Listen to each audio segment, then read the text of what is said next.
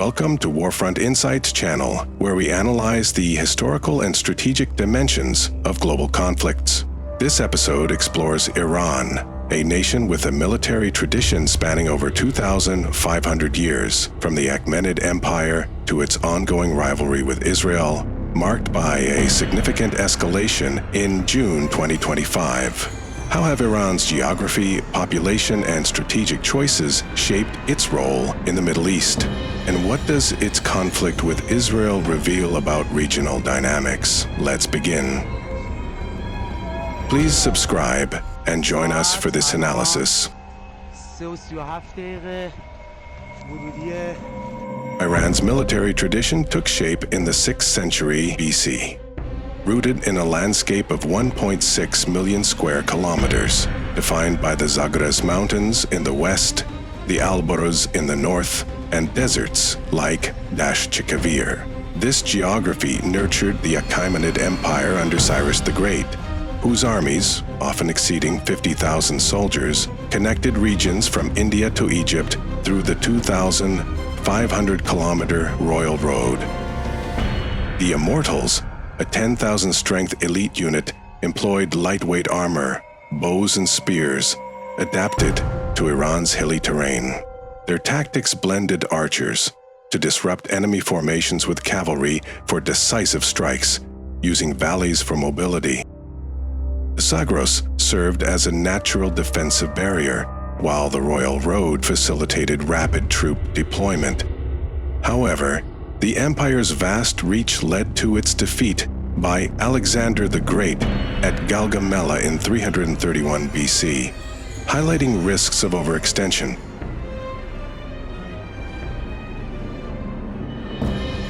The Parthian Empire followed, excelling in mobile warfare across Iran's eastern steppes. Their horse archers used the Parthian shot, firing while retreating, suited to open deserts. At Kahay in 53 BC, they overwhelmed Roman forces, demonstrating the strength of decentralized tribal units across Iran's plains. The Sassanid Empire refined these traditions, deploying armored cataphracts for direct charges, supported by Zagros fortresses. Their victory at Edessa in 260 AD, capturing a Roman emperor, showcased strategic terrain use. By 651 AD, Arab conquests ended this era, but Iran's emphasis on adaptability, terrain-based tactics, and mobility became enduring hallmarks of its military identity.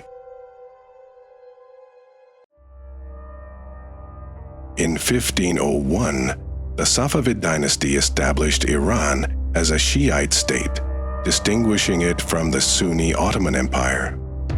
This religious identity shaped its military strategy, leveraging Iran's 1.6 million square kilometers. The Zagros Mountains formed a defensive bulwark against Ottoman incursions from the west, while eastern deserts secured supply routes. The Safavids relied on Qizilbash cavalry, tribal warriors united by Shiite loyalty to Shah Ismail I. Operating in Zagros valleys, these lightly armed units conducted rapid strikes suited to Iran's rugged terrain.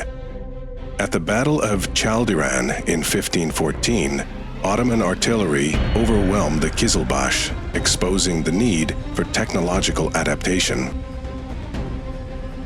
Shah Abbas I, ruling from 1588, reformed the military to address this gap. He created a standing army of Ghulam, trained soldiers equipped with muskets and integrated artillery, drawing from Ottoman and European advancements. Fortresses in the Zagros and an intelligence network bolstered defenses. By 1623, Abbas recaptured Baghdad, combining artillery with cavalry maneuvers. The Safavids employed asymmetric tactics, using mountain ambushes to counter Ottoman numerical advantages. Shiite identity fostered unity among Iran's diverse population, including Persians, Kurds, and Azeris, enhancing military cohesion. The Safavids' strategic use of terrain and religious motivation established Iran as a resilient regional power. a model that influences its modern military posture.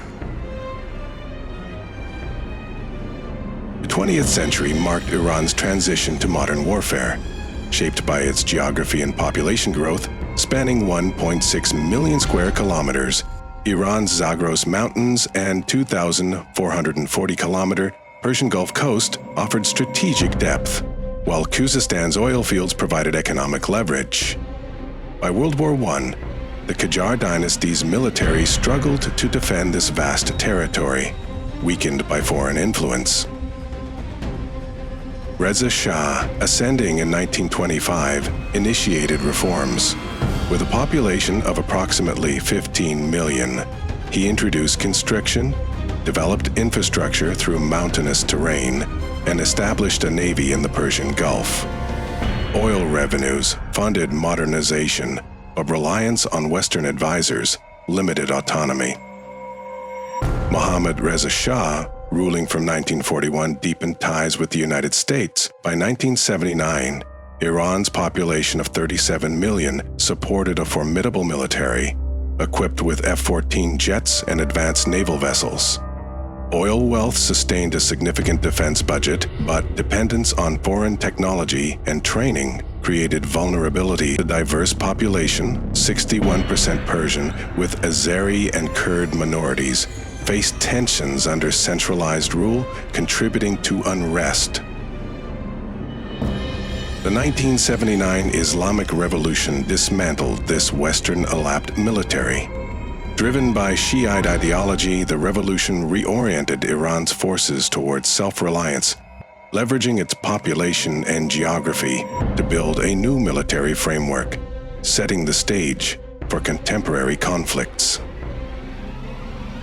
Iran and Israel are key adversaries in the Middle East, separated by the territories of Iraq, Syria, and Jordan, which preclude direct ground engagements.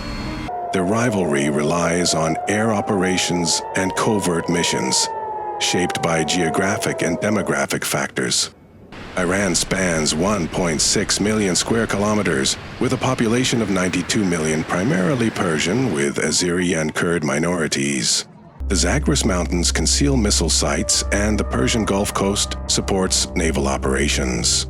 Iran's military, approximately 600,000 strong with Baishi militia, maintains the region's largest ballistic missile arsenal, including Shahab-3, alongside Shahad-1, 36 drones and cyber capability. Its strategies emphasizes long-range strikes and proxy forces, such as Hezbollah in Lebanon and militias in Syria, to project power across intervening states.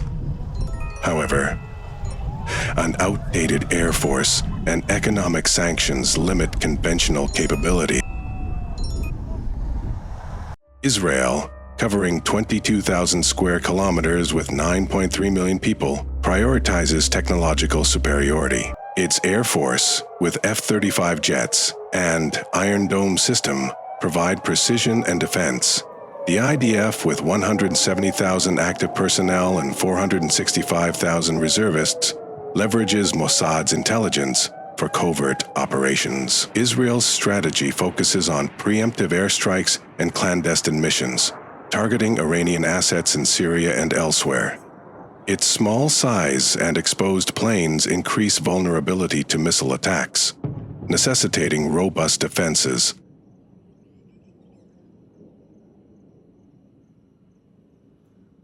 The absence of a shared border restricts both nations to air campaigns and covert ground operations. Iran's missiles and drones can strike Israel via proxies, while Israel conducts precision strikes, often through Syrian airspace, and covert raids to disrupt Iranian operations. Iran's terrain and population provide endurance, while Israel's technological edge ensures rapid response, creating a conflict dynamic of sustained pressure versus swift counteraction. Oh my God. June 13th, 25, the Israel-Iran rivalry intensified, with Israel launching airstrikes on Tehran, targeting the Natanz nuclear facility, missile production sites, and military command structures in an operation reportedly named Rising Lion. Tel Aviv's strategy aimed to prevent Iran from acquiring nuclear weapons by targeting senior figures, including IRGC Commander Hossein Salami and potentially Chief of Staff Mohammad Bagheri and nuclear scientists. Though some reports remain unconfirmed, Israel assessed these individuals as pivotal to Iran's nuclear program, believing their elimination could disrupt its progress. However, the program's decentralized nature and institutional knowledge raised doubts about the long-term effectiveness of this objective, leaving the outcome uncertain. Israel's focus on Iran's nuclear program is not new. Between 2010 and 2020, Israel was linked to assassinations of 5 nuclear scientists, including Masoud Ali Mohammadi in 2010, Majid Shahriari in 2010, and Mohsen Fakhrizadeh in 2020, a key figure in Iran's nuclear efforts. In 2010, the Stuxnet virus, attributed to Israel in the US, damaged centrifuges at Natanz, destroying about 1,000 of 9,000 units. In 2018, Mossad agents stole nuclear archives from Tehran, revealing program details. In 2024, Israel struck the Parshan military complex, destroying equipment tied to nuclear weapons research, though Iran denied military intent. These actions reflect Israel's consistent aim to delay Iran's nuclear ambitions through targeted strikes and sabotage. Iran responded to the 2025 strikes by activating air defenses and planning retaliatory missile and drone attacks, potentially involving proxies like Hezbollah. Iran's 92 million population, unified by Shiite identity, and its 1.6 million square kilometers of terrain, including Zagros mountains and deserts, conceal missile stockpiles. The Persian Gulf, critical for oil exports, faced risks impacting global markets. Separated by Iraq, Syria, and Jordan, both nations rely on air and covert operations. Iran's long-range missiles and proxies project power, while Israel's strikes, often via Syrian airspace, target Iranian assets. Iran's strategic posture prioritizes self-reliance, with a domestic defense industry producing missiles and drones despite sanctions. Its terrain and population ensure resilience, but an outdated air force and economic pressures pose challenges. While Israel's 2025 strikes sought to curb Iran's nuclear capabilities, their ultimate impact remains unclear, positioning the region at a critical juncture. Iran's military tradition, shaped by history, geography, and resilience, continues to define its regional role. The 2025 escalation with Israel, driven by Tel Aviv's efforts to counter Iran's nuclear program, underscores the complexities of their rivalry, constrained by geography and unresolved strategic goals. What lies ahead? Subscribe to Warfront Insights channel for further objective analyses of global conflicts. Thank you for joining us.